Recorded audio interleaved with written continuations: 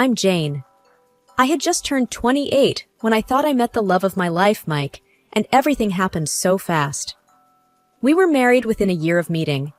Mike is an accountant, tall, with a laugh that could light up any room. I work in digital marketing, love to paint on weekends, and I have always been more of a planner. We balanced each other out, or so I thought. It was the day after our wedding, and our living room was piled high with wrapped presents and envelopes. There was a chaotic beauty to it all, the remnants of our celebration. That's when Mike's parents, Carol and Dave, dropped by. I hadn't really gotten to know them since we got married so quickly, but they seemed all right, normal even. As we started opening gifts, I noticed Carol and Dave were more than just a little interested in the contents. "Is that a crystal vase?" Carol asked, picking up a shimmering piece that my aunt had given us. She turned it over in her hands, eyes gleaming. "Yeah, it's from my Aunt Linda. Pretty, isn't it?" I said, trying to nudge her attention away from claiming it. Before I knew it, Carol had placed it in a separate pile to the side. "I think we can find a good place for this at our house," she said nonchalantly. Mike didn't seem to notice, busy untangling a set of fancy kitchen gadgets from his cousin. I shot him a look, hoping he'd say something. "Mom, that's our wedding gift," Mike finally said with an easy smile, as if it was all a big joke. "Oh, come on. It'll just collect dust here. We'll use it," Dave chimed in, wrapping an arm around Carol. "Besides, you two are young. You'll get plenty more gifts over the years." I tried to laugh it off with them, but it felt off. "Actually, I was thinking it would look great in our foyer," I said, attempting to claim it back without causing a scene. Carol looked at me, her expression a mix of surprise and annoyance. "Jane, you need to learn to share. We're family now, and families help each other out," she said, her tone firm, as if she was teaching me some sort of lesson.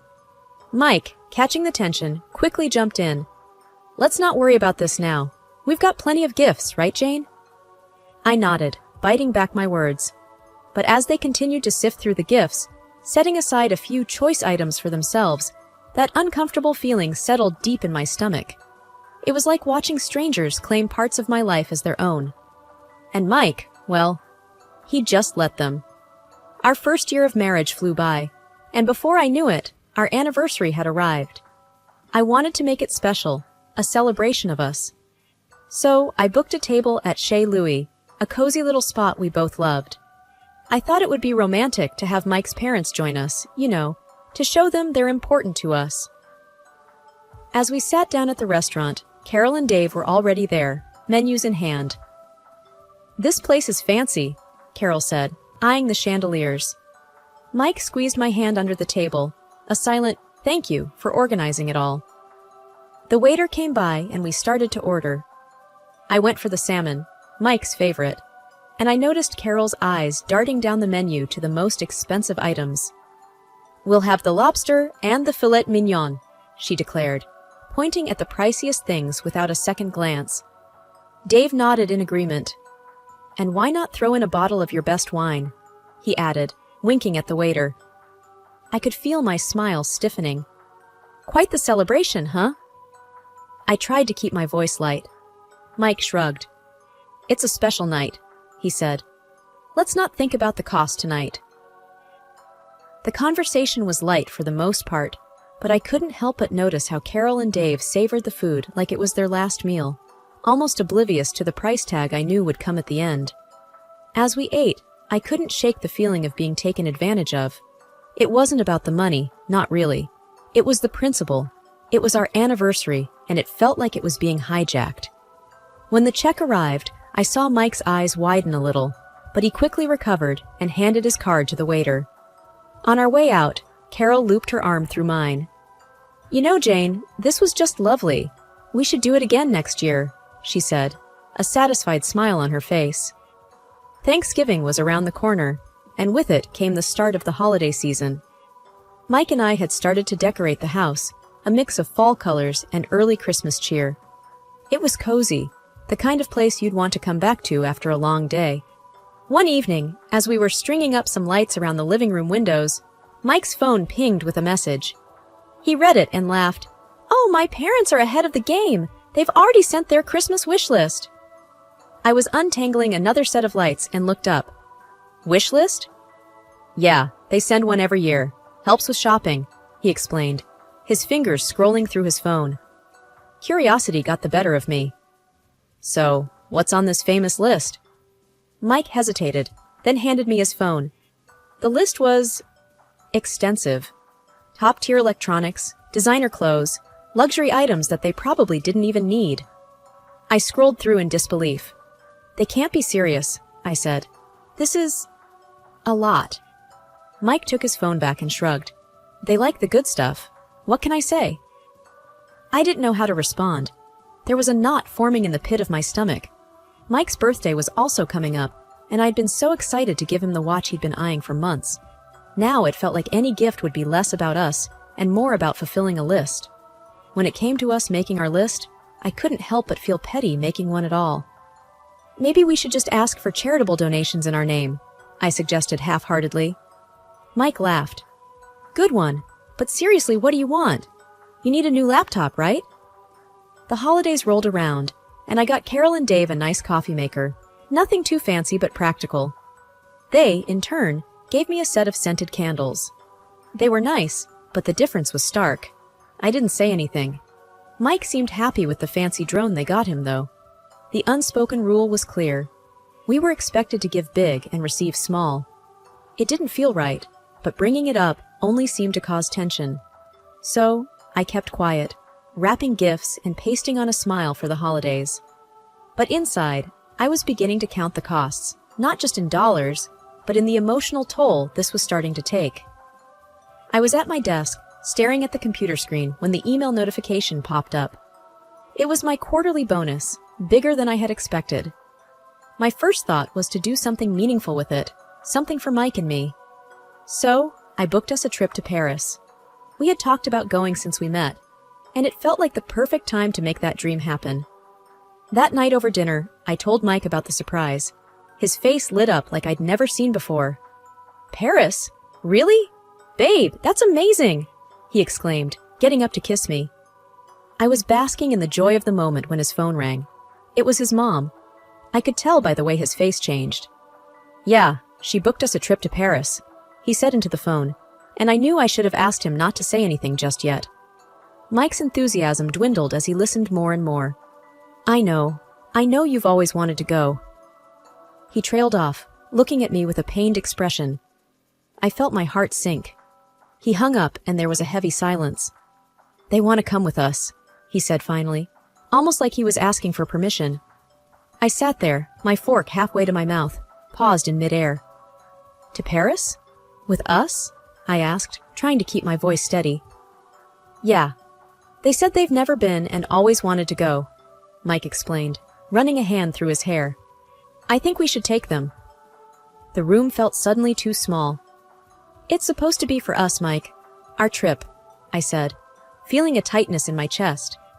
He didn't respond at first, then. I know, but they're getting older, and I feel bad. They've done so much for me. I thought about all the one-sided gift exchanges, the anniversary dinner, and every other little thing that had piled up over the past year. But this is our time, I insisted, my voice firm. We can plan a trip with them another time. This bonus, it's for us. Mike sighed, a deep, frustrated sound. They won't understand that. You know how they are. And you know how hard I've worked for this, I said, the words like stones in my mouth. I want us to enjoy it together, just us, like we planned. Mike didn't say anything for a while. Then, okay, we'll tell them some other time might work better. But when the time came to tell them, Mike's words faltered. Look, maybe we can all go together next year, he offered, but Carol was having none of it. Why next year? We can afford it now, she retorted over the speakerphone, her voice laced with disappointment. I couldn't take it anymore. Because this trip is for us, Carol, Mike and I. We need this time together, I said, unable to hide my frustration. There was a pause, then Carol said, Well, that's very selfish of you, Jane. Very selfish indeed. After the call, the air between Mike and me was tense. He was torn, I could tell, but this was one thing I wasn't willing to budge on. Paris was meant to be a dream trip for us, and I wasn't going to let that dream be taken away. Mike became a shadow in his own home, leaving early for work and coming back late.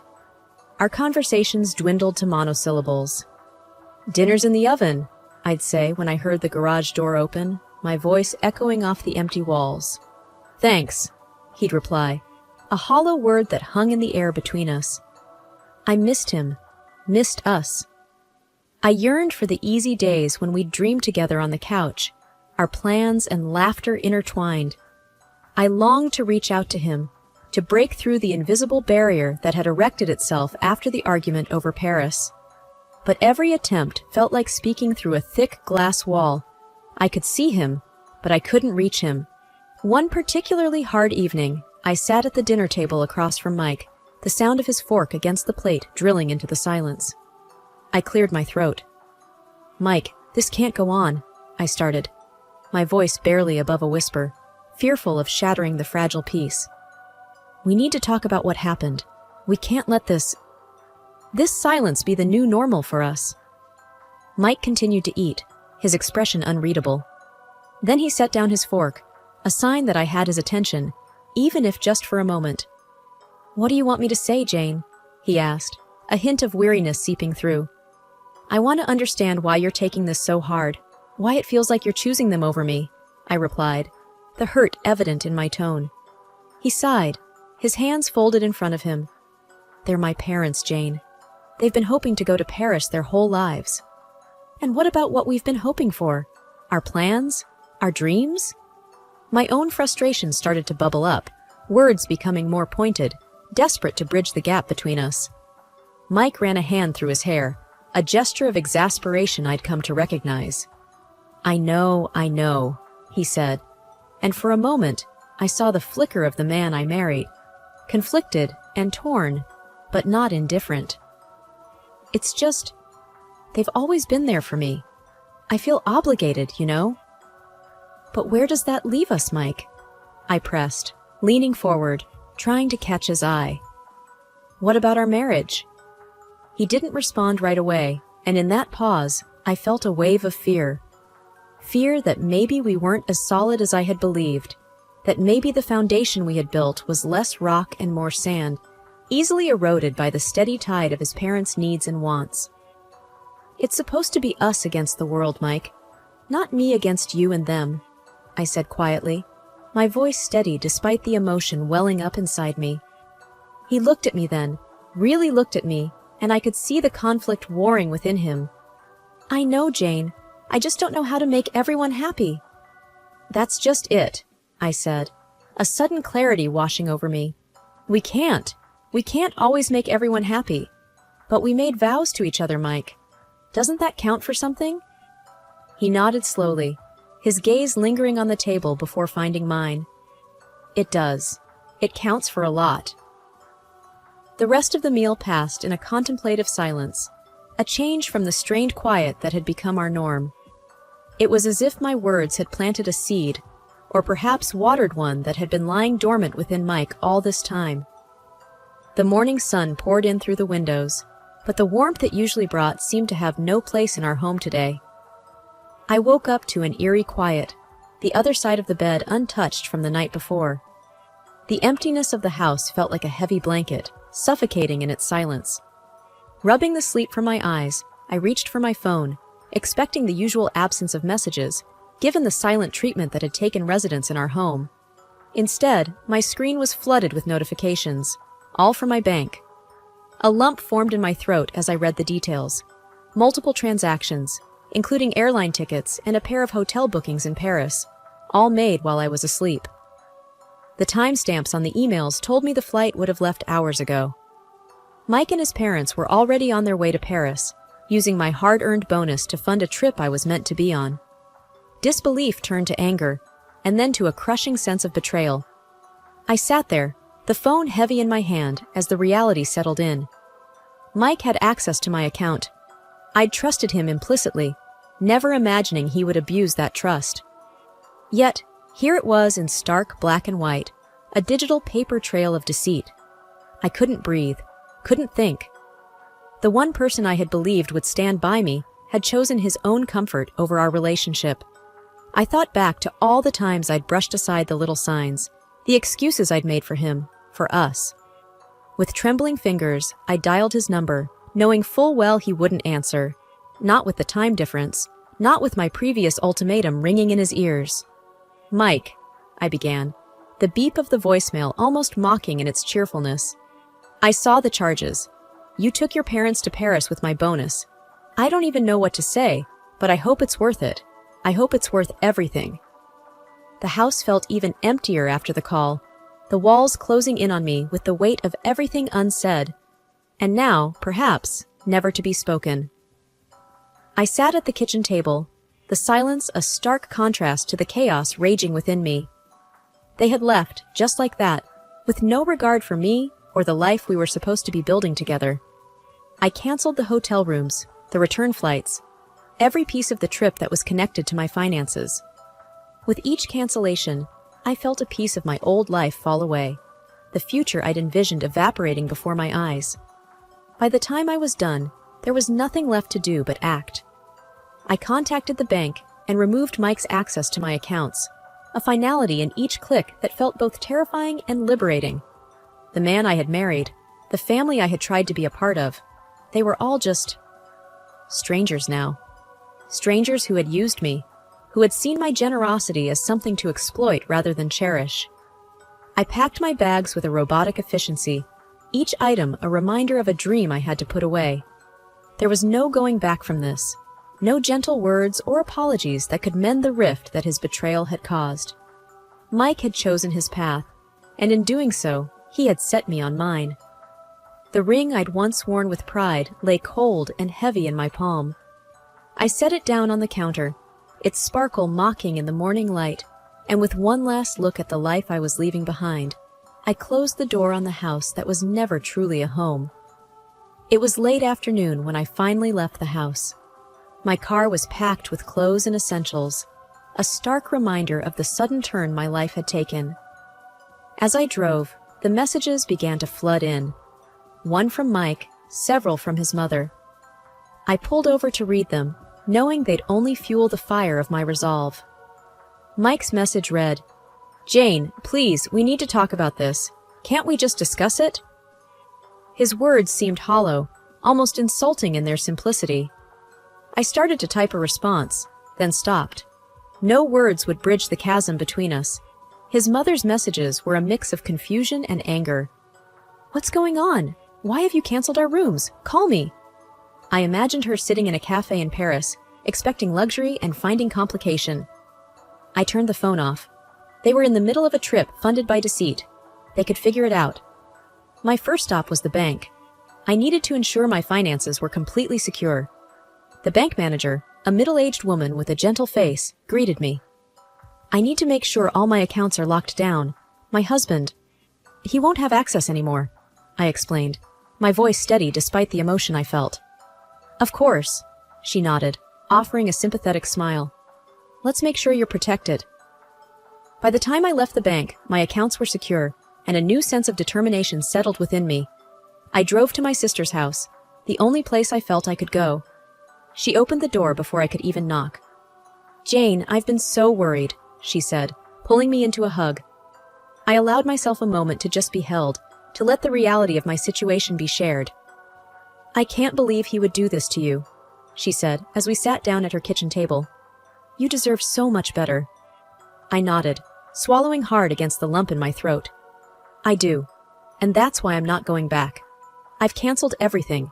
I've left the house. I'm done, Sarah." She reached across the table, squeezing my hand. "Good for you. What's your plan now?" I looked around the familiar room, feeling the first twinge of relief. "I'm not sure yet, but I'm starting with a divorce. I can't stay married to someone who has so little respect for me." Sarah's face was a mixture of anger and pride. "I'll support you however I can. Do you need a lawyer?" "I'll find one," I said, my voice growing firmer with each word. "I need someone who doesn't know Mike or his family. I need this cut clean." The conversation shifted as Sarah helped me unpack my car and make plans for the next few days. There was a strange comfort in the mundane tasks, a grounding in the midst of chaos. I was standing in the kitchen at my sister's house, a mug of coffee warming my hands, when my phone vibrated with a persistence that felt all too familiar. It was Mike, again. "Jane, we need to talk. I'm sorry, I miss you, and I think we can work things out." His text read, a mixture of apology and plea. I sighed, the same rehearsed, "I'm sorry," becoming a threadbare blanket that no longer provided comfort or warmth. "Not this time, Mike," I muttered under my breath, typing a response that left no room for ambiguity. "There's nothing left to discuss. Please respect my decision." I could almost hear the desperation in the silence that followed, but it wasn't enough to make me reconsider. Not anymore. My resolve was tested further when, a few days later, Mike's parents made a dramatic appearance at my sister's doorstep.